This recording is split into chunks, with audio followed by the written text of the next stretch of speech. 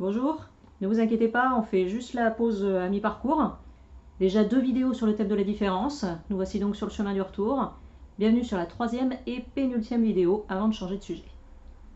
Ouais, j'utilise le mot pénultième au lieu d'avant-dernier, même si ça veut dire la même chose, parce que c'est plus classe et ça évite de répéter le mot avant.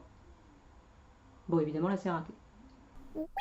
Cette 3e vidéo portera sur la différence entre l'aspect extérieur des personnages et leur être véritable.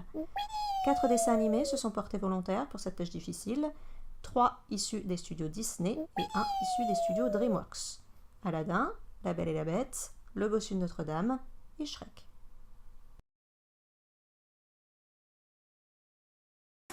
Aladdin est le Diamond in the Rough, réclamé par le tigre à l'entrée de la caverne des merveilles, le seul capable d'y pénétrer.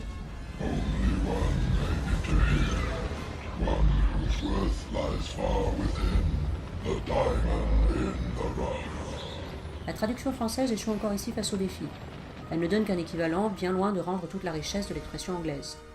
Celui dont l'apparence dissimule la valeur d'un diamant d'innocence.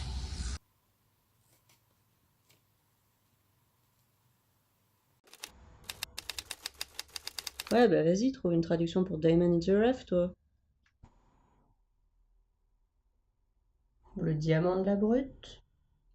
Bon, il n'empêche que ce n'est pas son innocence qui permet à Aladdin de pénétrer dans la caverne. C'est le mérite, la valeur qu'il recèle en lui et que cache un aspect rough, grossier. Cet adjectif pourrait aussi bien qualifier ses vêtements de mendiant que sa vie de voleur. Ordinaire à première vue, le jeune homme dissimule de grandes qualités. Lui-même d'ailleurs rejette les noms dont on l'affuble comme une injustice à son égard. Riff-raff, street rat, I don't buy that. Le diamant dans le râpeux. Ses amis ne se laissent d'ailleurs pas abuser. S'il est worthless d'après le prince en visite au palais au début du film, il est au contraire worthy, non seulement pour le sultan, mais aussi pour Jasmine, qui le choisit pour époux. Le génie les déclare de son côté No matter what anybody says, you'll always be a prince to me. le diamant sous le voyou. Le terme de worth, qui renvoie à la valeur, reste dans le champ lexical des pierres précieuses. Aladdin n'a pas été surestimé par le tigre au début. De même que la lampe d'apparence vieille et sale contient un génie capable de réaliser monts et merveilles, Aladdin, le voleur des guenilliers, a l'âme d'un prince. Le génie ne fait que rendre visible l'intérieur en changeant l'extérieur. Le diamant hirsute ? Un seul risque. La richesse semble aller de pair avec l'arrogance selon les critères d'Aladdin établis d'après son expérience avec le prince du début. Lorsqu'il se présente à Jasmine au balcon, il ne peut s'empêcher de se pavaner pour rentrer dans son personnage. Toutefois, face au rejet de la jeune princesse, il ne met pas longtemps à redevenir lui-même et parvient ainsi à la séduire. La rugosité, la richitude, du diamant. Cet exemple est exactement l'inverse de celui d'Aladin. Le mendiant au cœur d'or est transformé en prince, le prince cruel et égoïste est transformé en bête. Toutefois, la morale des deux films reste la même. De belles qualités méritent une belle et riche apparence, des défauts, un habit sombre et repoussant. La vieille femme laide, en réalité magnifique magicienne, qui le prévient de ne pas juger les gens d'après leur apparence, n'est pas écoutée et lui inflige alors cette dure leçon. Pourtant, si on suit cette logique, sa laideur devrait être due à une méchanceté intérieure. Donc le prince a raison de se méfier, non ? Donc il faudrait rejeter les personnes moches parce qu'elles ont un mauvais fond et que c'est pour ça qu'elles sont moches. Ah bah non, là tu juges d'après l'apparence.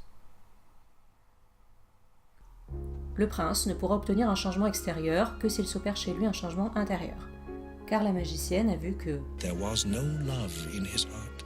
en ce qui concerne la vieille femme qu'il rejette et refuse d'héberger, love a plutôt le sens de compassion pour autrui, de gentillesse. Pourtant, c'est un sentiment amoureux à l'égard de quelqu'un qui est requis pour briser le sortilège qui le touche. Il ne retrouve forme humaine à la fin qu'une fois Belle et lui véritablement épris l'un de l'autre. L'affection et la gratitude que la jeune femme ressent auparavant à son égard, sa propre magnanimité envers Gaston ne suffisent pas. Pour être complète, la beauté intérieure doit se parfaire d'un amour passionnel. T'es sûr que c'est dans La Belle et la Bête, ça ?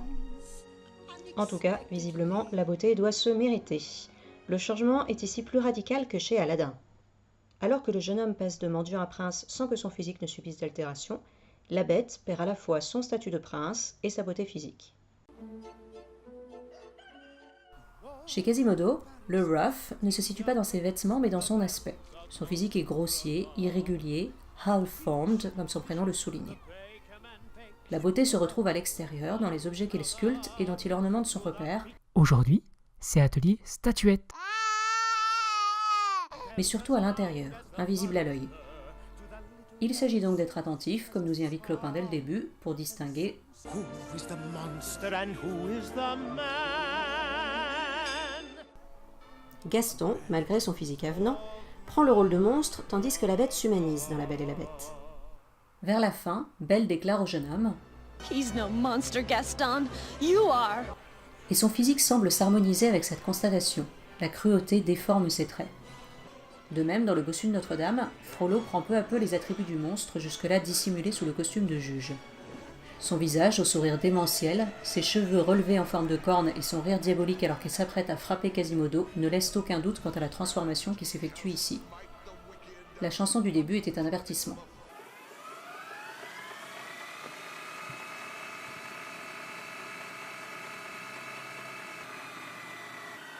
And he saw corruption everywhere except within. Corruption est à prendre ici au sens d'altération, de dénaturation. Frollo a toujours été un monstre à l'intérieur. Frollo joue le rôle de pendant de Quasimodo, alors que dans l'œuvre de Victor Hugo, c'est plutôt le capitaine Phébus, beau mais impitoyable, et guidé uniquement par son goût des femmes et de l'alcool. Victor Hugo propose d'ailleurs dans Notre-Dame de Paris une comparaison intéressante pour ce sujet. Esmeralda doit choisir entre un vase de cristal, brillant mais fêlé et qui contient des fleurs fanées, et un pot de grès grossier et sans attrait, mais solide et qui contient des fleurs fraîches. J'ai choisi le vase de cristal au fait, hein. Quasimodo il peut aller se faire voir. Avec toutes ses qualités intérieures. Dans Shrek, la distinction est plus subtile. L'ogre est bien représenté tel qu'on peut le trouver dans un livre de contes. Il vit dans un marais, utilise la cire de ses oreilles comme bougie, passe son temps à effrayer les villageois. L'image de l'ogre ne subit pas de changement radical. Shrek lui-même n'est pas toujours sympathique, il est colérique et n'est pas vraiment délicat dans ses manières. Toutefois, comme il l'explique, l'ogre a des layers, des couches différentes. S'il y a une base commune, il n'est pas non plus exactement comme dans les contes. Il sait être gentil ou avoir des attentions pour les autres. Shrek se moque d'ailleurs de l'expression utilisée par l'âne. Ce qu'on attend d'un ogre qu'il fasse. Tuer, se repaître de ses victimes. C'est exactement ce qui fait dire aux héros de l'histoire They judge me before they even know me. Les hommes et autres créatures magiques se font une certaine image de Shrek et le traitent en fonction de cette image et non en fonction de ce qu'il est réellement. La marraine fée le rappelle d'ailleurs dans Shrek 2, une fin heureuse pour un ogre, ça n'existe pas. Le statut d'ogre suffit pour ne pas pousser plus loin l'investigation, ils ne peuvent que jouer le rôle de méchant. On vous tient informé pour le rôle du prince charmant. Oh, c'est dans la nature, hein. Un dragon. Un dragon, c'est imposant, c'est fier. Un lapin, c'est mignon, c'est peureux. Un ogre, c'est méchant. Ça fait peur. Dans le premier film, son aspect extérieur ne change pas pour correspondre à son intériorité, contrairement à Aladdin ou la Bête. Il est accepté tel qu'il est. Dans le deuxième, il prend les traits d'un beau jeune homme, mais ne les conserve pas définitivement. Fiona préfère « The ogre I married. » En fait, c'est Belle qui se fait avoir. Elle n'a pas le choix, elle finit avec le prince plutôt qu'avec la Bête. Peut-être qu'elle aurait préféré l'inverse. Merci d'être passé. Si la vidéo vous a plu, laissez un pouce. Vous pouvez aussi m'en laisser un si elle ne vous a pas plu, mais je serai moins contente de le recevoir.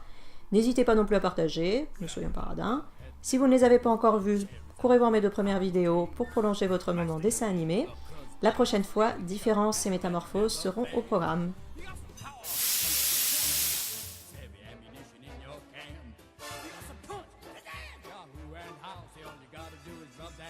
À bientôt. Mr. Lamser, what will your pleasure be? Let me take your order, jot it down. You ain't never had a friend like me. Bon, en fait, dans le conte d'Aladin des Mille et une Nuits, Aladin c'est juste un fainéant. Et la princesse Jasmine, elle s'appelle Badroul Boudour. Ah oui, et puis dans Notre-Dame de Paris, Quasimodo et Esmeralda, ils meurent.